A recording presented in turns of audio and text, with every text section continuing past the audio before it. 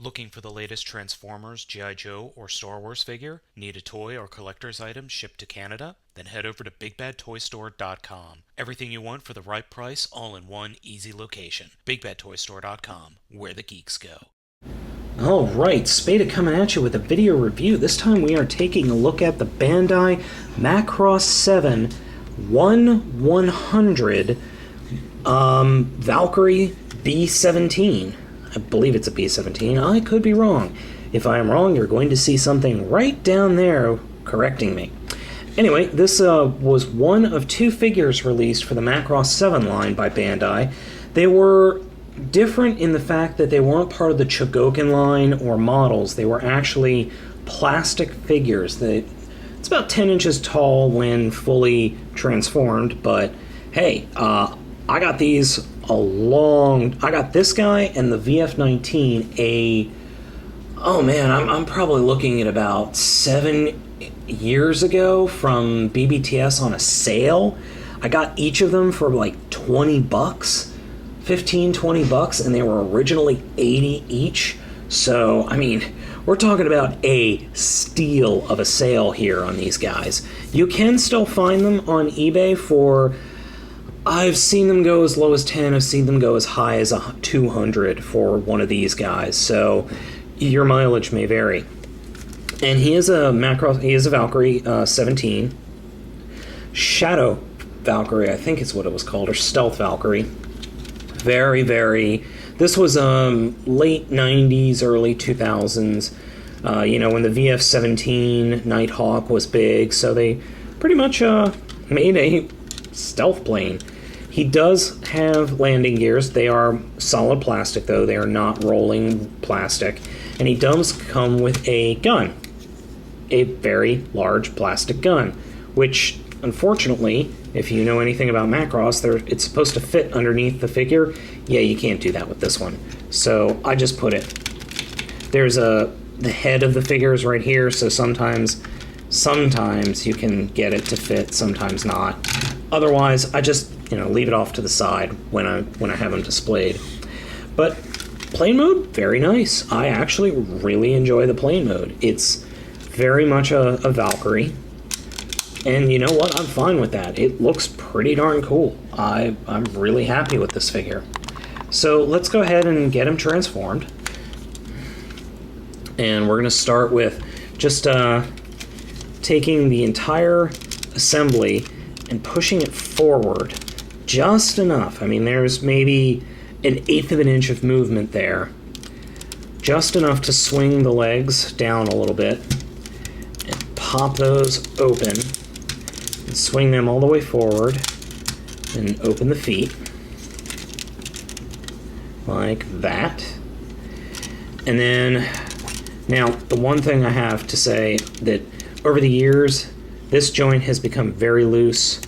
I haven't actually taken a screwdriver to it to tighten it, but it is very loose.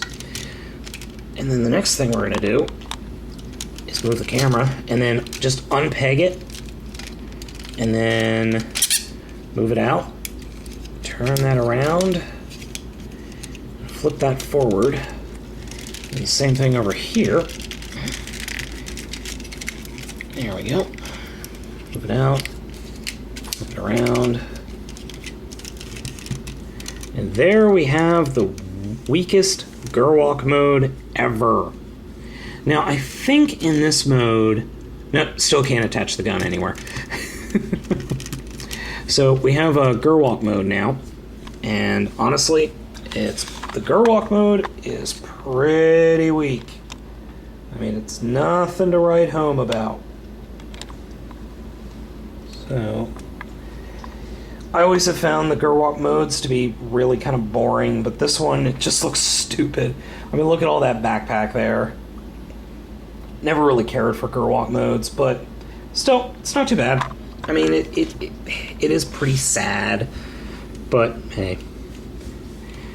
I always looked at the Gerwalk mode as, what else can we do with this guy? Oh yeah, let's have him just deploy half a transformation. Anyway, so, I mean, from a shelf he does look kind of threatening, but ultimately he looks kind of silly.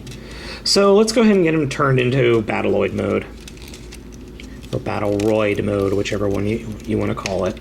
Just fold those up, take the legs, and actually make sure they're pushed all the way forward, and then swing them all the way around like this. Then take the back, just fold it on down, get that out of the way. These little pegs right here, you can just push up on these. We'll deploy the fists.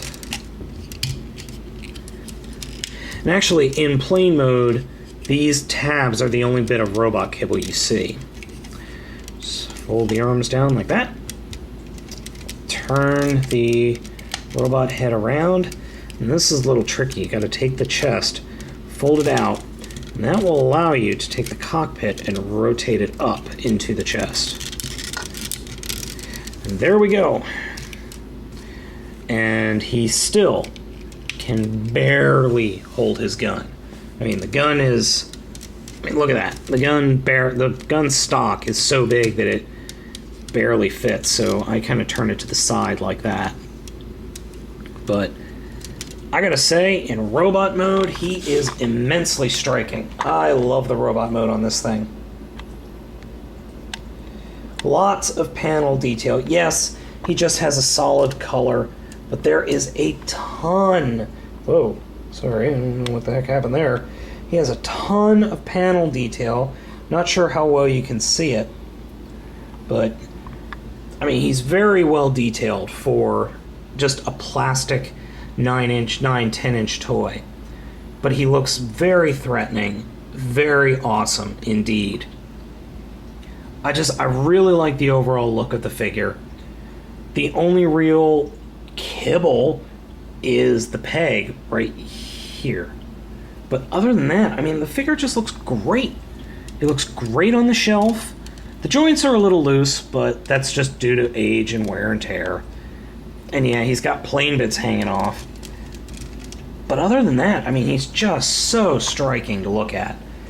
And the robot and the Battleoid face just looks phenomenal. I love the look of that head.